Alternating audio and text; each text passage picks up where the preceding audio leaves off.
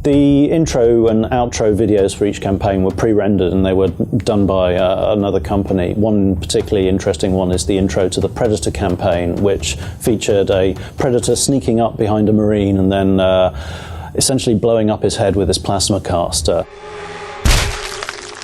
Something that was cut for the final game because it was felt to be a bit extreme. My name is Tim Jones. I was the lead artist and producer for Aliens vs Predator. Our late-stage decision to make all mission environments playable by all three characters created a set of immense technical and design challenges, but in the end it was this endeavour that helped make the game a classic.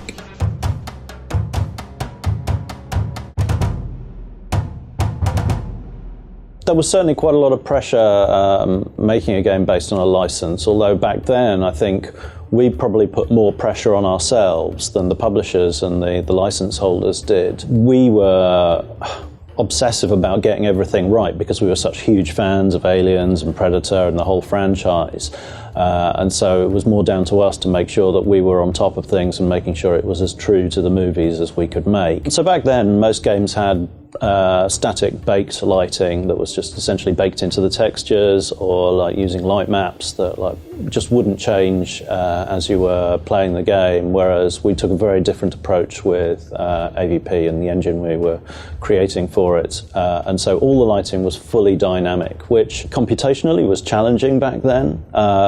With the power that PCs had, which was certainly very limited compared to what it is today. But we felt it was a core part of what was so exciting about the Aliens films in particular, is because, you know, the play of light and dark, that sense of atmosphere and horror and peering into the dark and aliens jumping out of the dark. We played on that very strongly, I think, with the Marine, who would have to use flares to light his way around, or use his image intensifier to light things up in green so they could see, but as soon as there was a light around, it would totally bleach out your view. The Aliens are all about like the fear of the dark and the unknown. And that's something we really strongly wanted to get across in the game, and so dynamic lighting was very key to that. Remember, short controlled bursts. 8 meters. 7. 6. The audio came from quite a lot of different places. We did some Foley recording. Some of it we sampled off of the movies themselves. It was actually quite late on that we actually got access to some of the original sound files that the audio designers on the movies used. So it was a mix of things, and a lot of it was a bit of make, do and mend, just trying to make the game sound like the movies as closely as we could. We went into some real obsessive detail about making sure that the motion tracker and the smart gun and the pulse rifle and things to us that were really iconic sounds really nailed the feeling of how they sounded in the movies. One of the other big challenges we had when it came to setting up the gameplay in the game was the waypointing for the AI. Basically, the information that tells the AI where they can go in the environment, the routes they can go up the walls, around the ceilings. That wasn't automatically calculated. That was all created by hand, by us.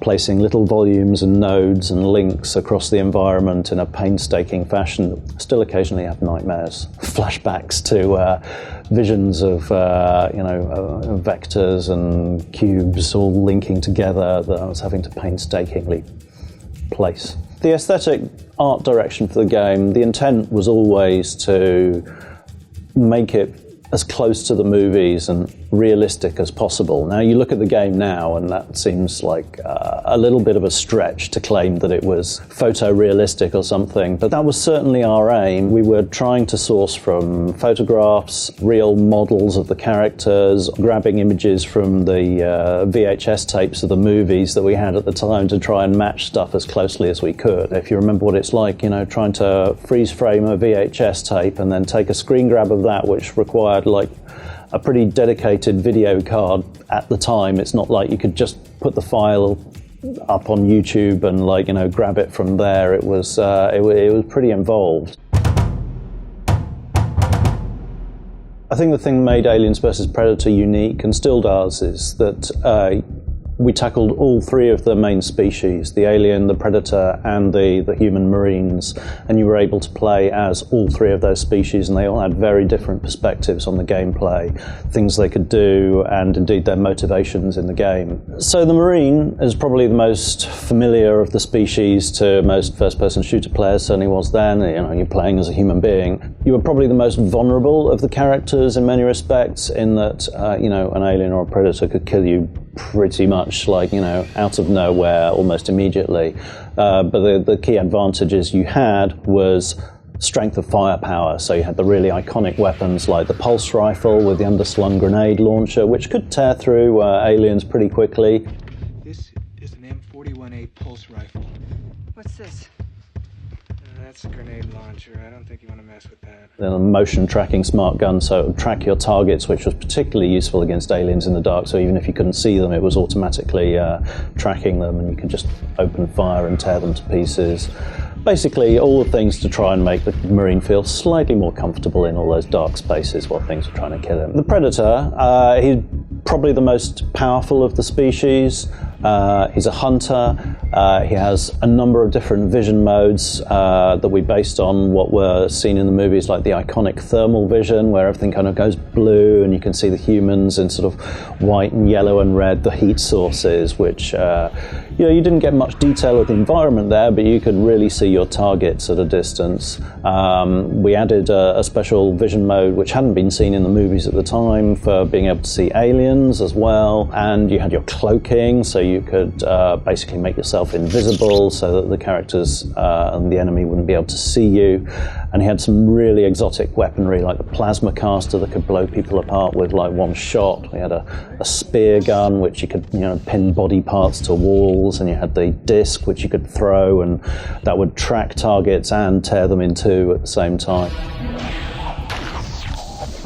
The alien is actually quite fragile and susceptible to being, you know, taken down by a plasma caster or a pulse rifle from one of the other species, but has the enviable ability to be able to see in the dark wherever, and to climb walls and ceilings and leap very fast and kill things in one swipe or with one tail stab or with a, you know, punch through the head with a jaw attack.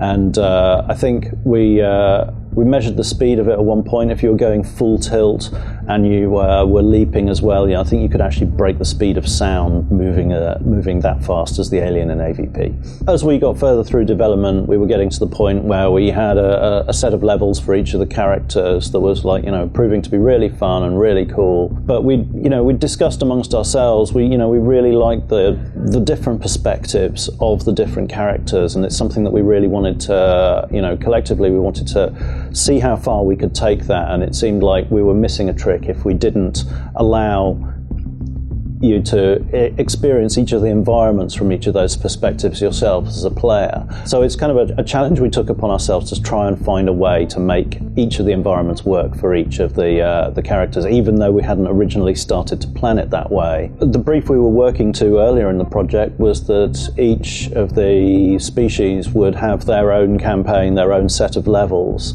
and that was all we had to worry about. So that's what we focused on, making those levels as good as they could be for each species.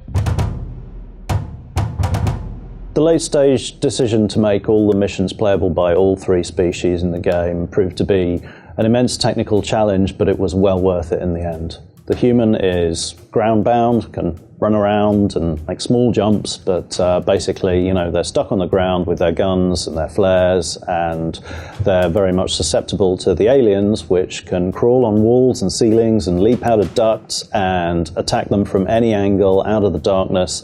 And as a player, if you play as the alien, you can do exactly that. So the environment is like totally your playground. And the Predator was similarly ground-bound to the human, but could jump a bit further. Warning, alien presence detected.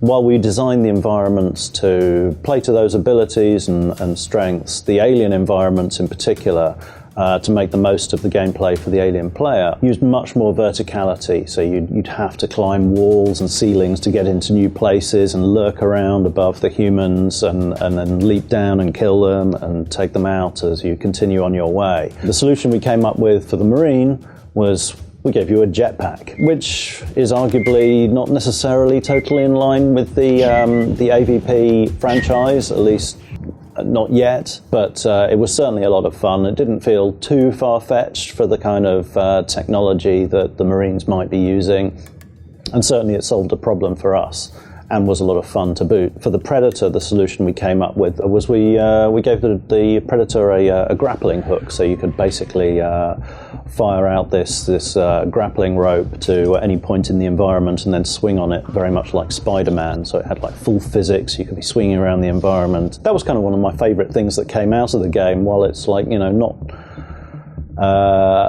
a traditional part you might expect from an AVP game or franchise, it actually turned out to be an awful lot of fun and a very interesting way to navigate an environment. The narrative of the game, again, was something that came in relatively late.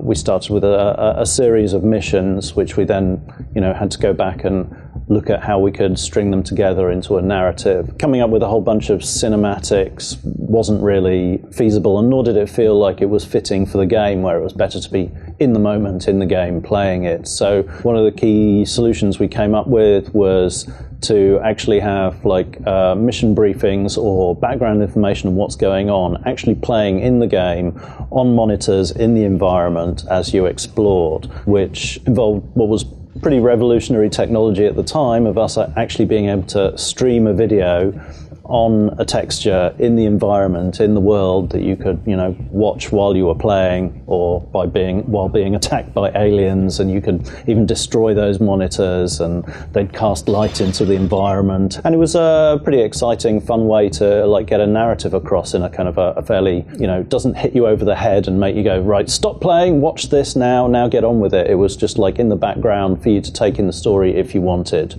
And then when it came to actually creating the content for those videos, which we conceived as like, you know, mission briefings, people talking to camera, much like they did on the video phones in Aliens, which, you know, seemed like pretty advanced science fiction technology back then. And now, you know, we take for granted like talking to each other on Skype with FaceTime and all the rest of it, but that was pretty sci-fi back then. There has actually been a couple of different iterations of those movies that are in the game. In the original release, prior to the Gold Edition, they were actually acted by professional American actors. We as a team didn't feel like they kind of captured the urgency we were looking for. They were quite sort of performed as if they were, you know, a man behind a desk who was being quite separate from the action.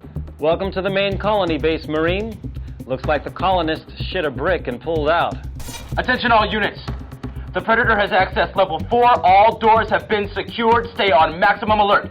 For us, the game was always like frenetic, dark, scary, atmospheric, and we wanted a little bit more, you know, energy in those.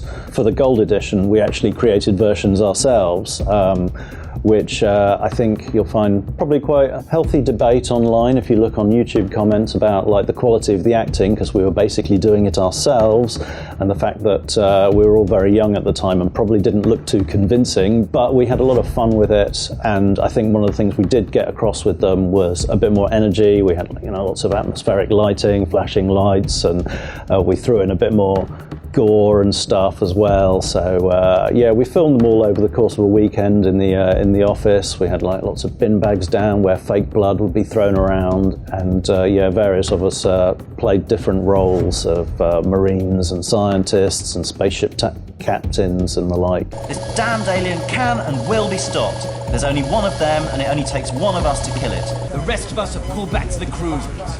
You need to get your ass down to the living quarters. One of the guys, he actually constructed some Predator wrist blades out of wood that he'd sawn together and like put onto a back plate that could then go under Ed's clothing and like poke through his chest.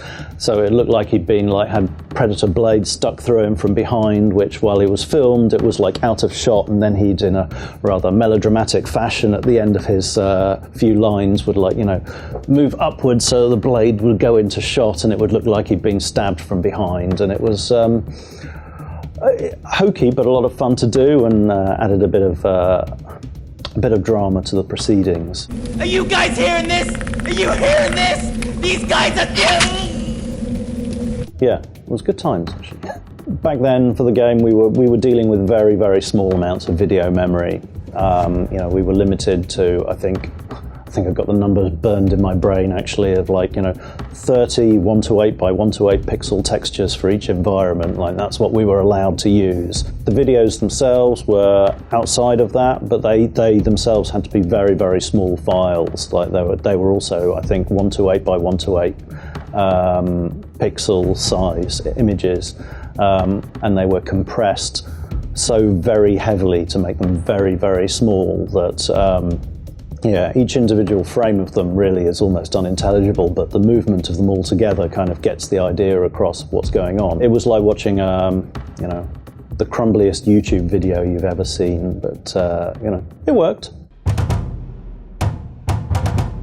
We were thrilled with the way that Aliens vs Predator was received, both critically and by players, and the integration of the three species is something that we were proud of then and we remain proud of to this day. Ultimately, making all three characters work together in the game, I think was arguably the defining success of the game. So much of what people loved about the game was the atmosphere, the fact that it made them feel like they were playing the movies, and the different perspectives it offered. I think being able to make each of the environments playable as each of the species just helped, crystallize and focus on that aspect of the different perspectives. It was a tough thing to pull off, and I'm really proud of what we did, and I hope it remains something that people will enjoy playing one way or another for a long time to come.